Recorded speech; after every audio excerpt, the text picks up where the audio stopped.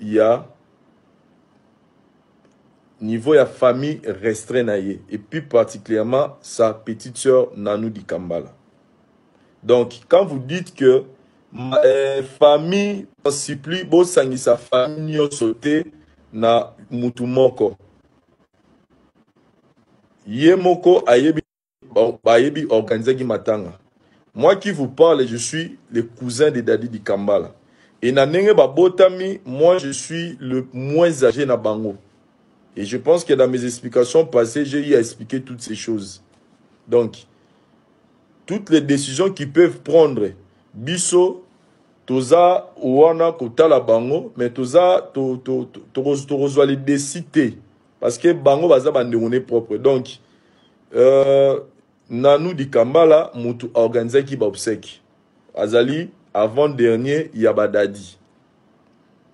En collaboration avec toute famille ne babotami. Donc, oh tata mwasi, oh papa leki, oh noko, oh mama leki, batikali kokota na organisation ya matanga wana te.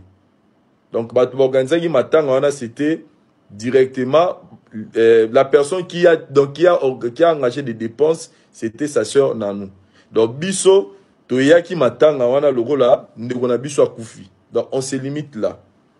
J'ai dit ça pourquoi? Parce que dans mon commentaire, les gens bazo koti ça. Nga na kati ya makambo disant que Vincent et puis bazo koti ça famille na kati ya makambo alors que famille eza place au bozo mema batute. Donc famille eza place au bozo mema batute, oh famille et koti makambo non. C'est la personne qui a organisé les obsèques, c'est Nanou di Kambala, sa petite sœur. Et la famille était là en train de regarder comment les choses étaient en train de se passer de loin. Je dis bien de loin, pas de près. Voilà. Donc, s'il y a un problème, il faut bien situer les choses. Deuxièmement, Bakundi a dit, je pense, il y a dit vendredi. Aujourd'hui, on est dimanche. Nous tous, on vient d'apprendre. Et moi, je suis entré en contact avec Dati parce que personnellement, personnellement, et non pas moi et ma mère et les autres, on s'est dit que on nous a déjà écartés. On voulait écarter qui déjà biso. Donc, jusqu'à la fin, on va observer, on va pas être là pour mettre des paroles.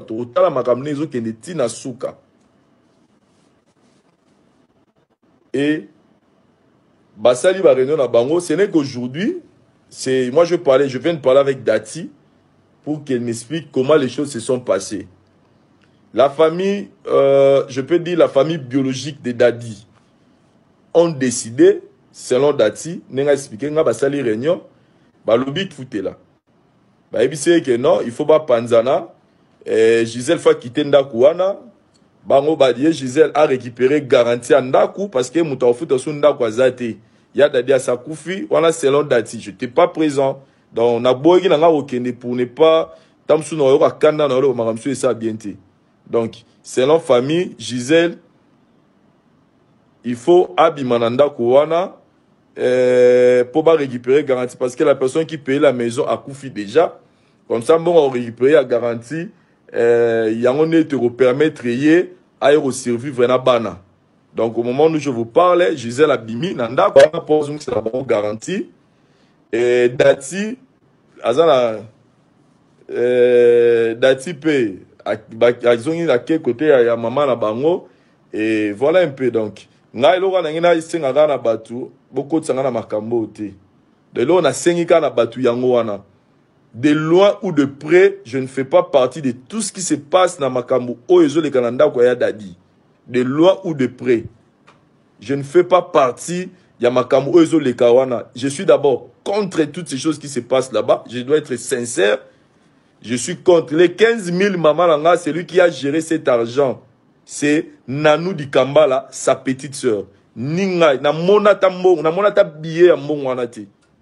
Ni moi, ni ma mère, ni notre famille. Mouta asimi mbongwana bane baneliti na souka, c'est sa petite sœur. Donc, famille te. Tant besoin ba famille, botiko lo ba famille te. Muta simi mbongo wana. Muta sali ba dépense à matanga ya Dadi depuis à Koufa. Tina Souka, c'est Nanou di Kambala, sa petite sœur. La famille était très loin. Une organisation matanga o.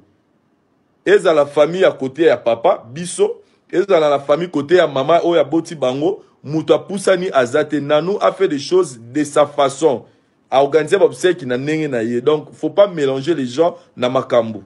Donc ne mélangeons pas les gens aux famille T. Vraiment j'insiste sur ce point. Famille T. Muto organisé matanga oyoza Nanou di Kambala, sa petite sœur, du début à la fin. Je pense que batbagi na mort batali ba mona ki ye. Donc botika kobimisa famille. Botika kobimisa ba famille pona ko mbome ya dadi ba mboma ki ye.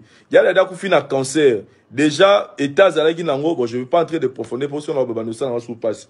Je suis pas là pour dire des détails mais on l'avait mbomé donc ba respectagi chronomètre ya mbomé. Mais moi, j'insiste seulement sur un aspect très important. Dans tout ce qui va se dire na makambuya dadi, moi, je ne fais pas partie de cette organisation Matanga Wanati. Celui qui a organisé les obsèques, qui s'appelle Nanou di Kambala, sa petite sœur. Elle a organisé les obsèques, c'est elle qui avait l'argent, les 15 000 $ au Bapesaki. Et ça, m'a beaucoup naïe. Et à la dernière information, on a à sali dépense sur 15 000. Donc 15 000 sur ici là qui n'a pas dépense, n'est ya sali ba dépense naïe.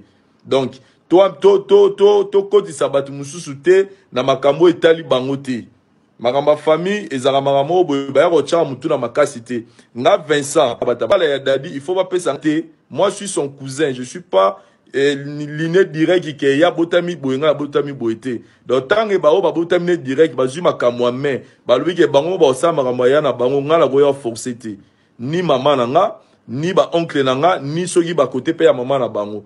Donc tobimisa batu na makambu oyo etali mudo. Si vous voulez poser des, si vous voulez avoir connaître, savoir plus, dans Metali 15 000 $, faut poser la question à Nanou di Kambala, celui qui a géré cet argent du début à la fin. Timbo Angwa Sili et Sili.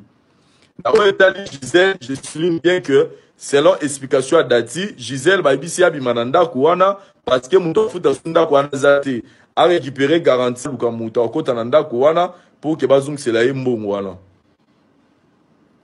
Donc voilà un peu. Donc moutalier mbongwa dadi azate, Moutou Morote à côté na oh azu ata différenté. Moi c'est pas pour faire l'orgueil, c'est pas pour faire le vantardisme, mais moi je fais partie à Batoyo, Barosunga, Badati, Julia, Lidor, Tegra.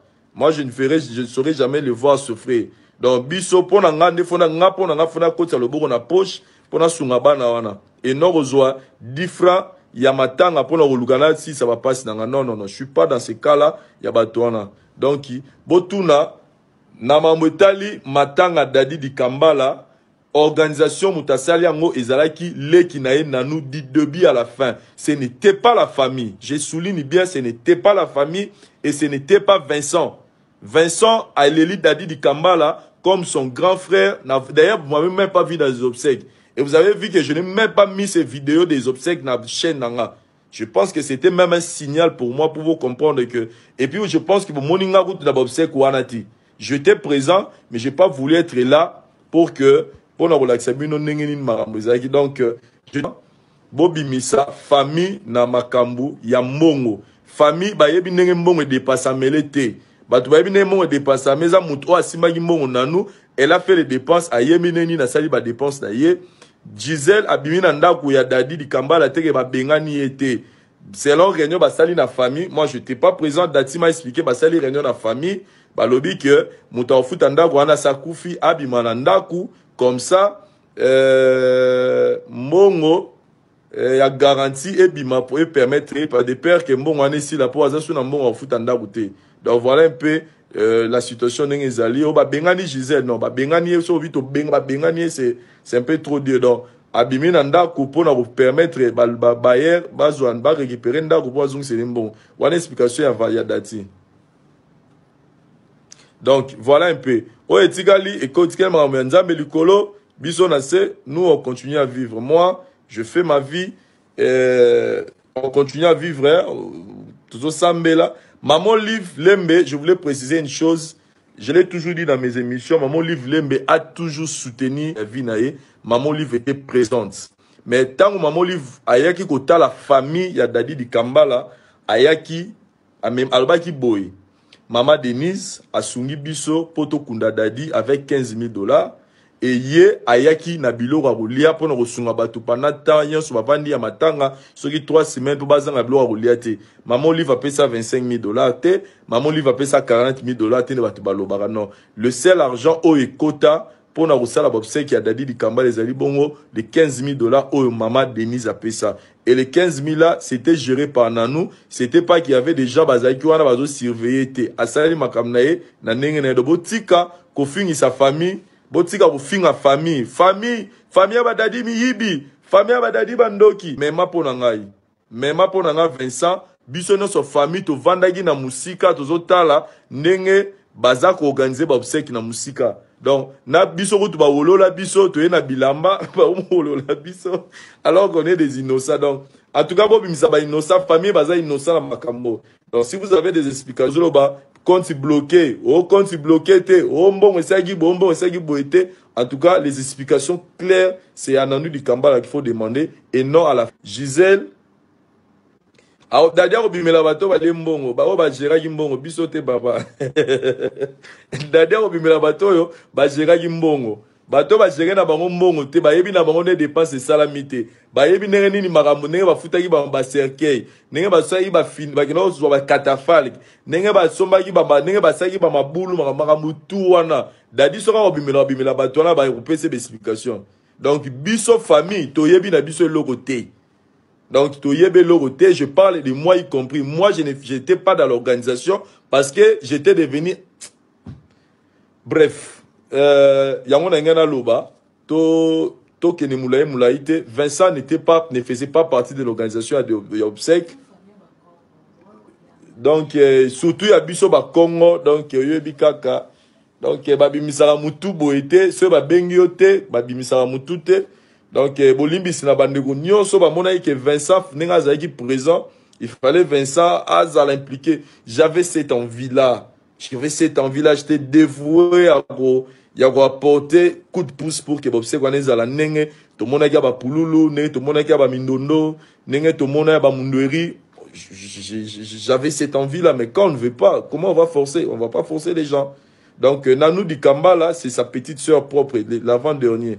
Donc voilà un peu, c'est elle qui gérait l'argent, c'est elle qui a géré les dépenses du début à la fin. Donc si vous avez des questions, il faut la poser, pas poser à Vincent. Ne traitez pas Vincent Mouyibi, ne traitez pas la famille Mouyibi, ne traitez pas ma famille Bandoki, alors qu'il y a quelqu'un, oyoyo, à Zosalango. Donc voilà un peu ce que je voulais apporter. Gisèle a Bengani Gisèle était, mais ici Gisèle, selon Dengue Dati a expliqué nga. Bah ici Gisèle juste kaka a dégagé pour que Mndaku wana comme il y a des diazas sous-soutés a récupéré garantie wana de permettre ba yeba nenini ba koyeba ko voilà un peu. Pour le reste, en tout cas, poser des questions à Nanou Dikala, elle est mieux placée pour vous expliquer. Vincent, elle est 10 minutes alors qu'elle a tout bouffé, ça sert bien. Nayebi nangate neni basai ba dépense, nayebi l'autre côté.